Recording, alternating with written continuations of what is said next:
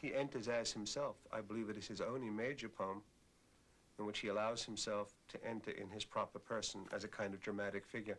The great beach scene in the early cantos or sections of the Auroras of Autumn.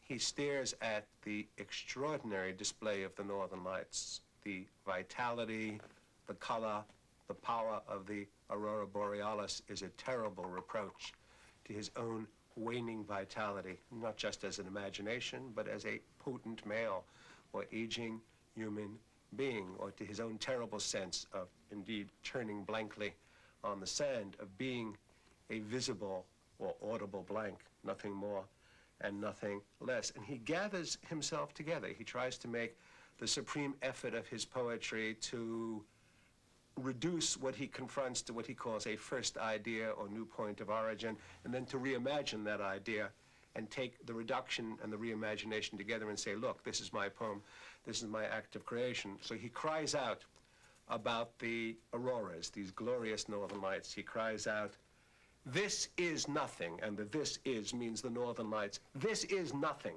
until in a single man contained. Nothing until this named thing, the auroras, nameless is and is destroyed.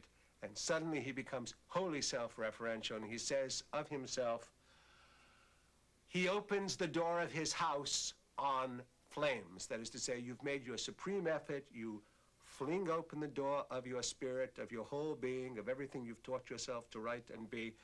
You fling it open, and at just that moment, the northern lights say, all right, if you wish to defy us, now you get our full flare.